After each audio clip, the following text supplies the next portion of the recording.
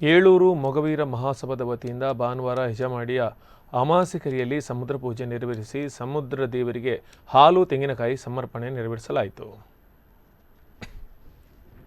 ಪಲಿಮಾರು, ಗುಂಡಿ, ಸಣ್ಣಗುಂಡಿ, ಹೆಜಮಾಡಿ, ಮಟ್ಟು, ಆಚಮಟ್ಟು ಹಾಗೂ ಕನ್ನಂಗಾರು ಸೇರಿ 7 ಊರಿನ ಮೊಗವೀರ ಬಾಂಧವರು ಹಾಲು, ತೆಂಗಿನಕಾಯಿ, ಫಲವಸ್ತುಗಳನ್ನು ತಂದು ಸಮುದ್ರ ದೇವರಿಗೆ ಅರ್ಪಿಸಿದರು. ಈ ಸಂದರ್ಭದಲ್ಲಿ ಏಳೂರು ಮೊಗವೀರ ಮಹಾಸಭಾದ ಸದಸ್ಯ ಹೆಜಮಾಡಿ ಗ್ರಾಮ ಪಂಚಾಯತ್ ಅಧ್ಯಕ್ಷ ಸುಧಾಕರ ಕರ್ಕೇರ ಮಾತನಾಡಿ, ಹೆಜಮಾಡಿಯ ಗ್ರಾಮ ದೇವರಾದ ಮಹಾಲಿಂಗೇಶ್ವರ ಮಾರುತಿ ಮಂದಿರದ ಮತ್ತಿತರ ದೈವದೇವರ ಪ್ರಸಾದವನ್ನು ಪೂಜಿಸಿ ತರಲಾಗಿದೆ. ಇದನ್ನು ಸಮುದ್ರ ದೇವರಿಗೆ ಅರ್ಪಿಸಲಾಗಿದೆ ಎಂದು ಹೇಳಿದರು.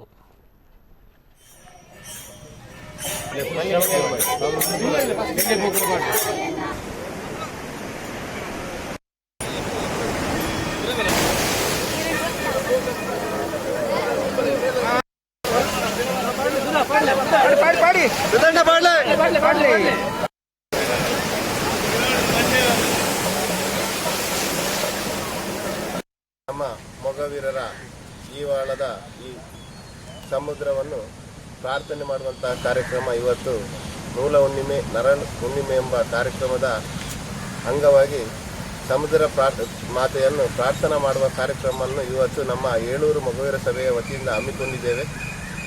7 ಊರಿನ ಸಮಸ್ತ ಅಧ್ಯಕ್ಷರು, ಉಪಾಧ್ಯಕ್ಷರು, ಪದಾಧಿಕಾರಿಗಳು ಸೇರಿಕೊಂಡು ಗುಂಡಿ ಮೊಗವೀರ ಸಭಾ ವತಿಯಿಂದ ಇವತ್ತು ವಿಜೃಂಭಣೆಯಿಂದ ಮೆರವಣಿಗೆ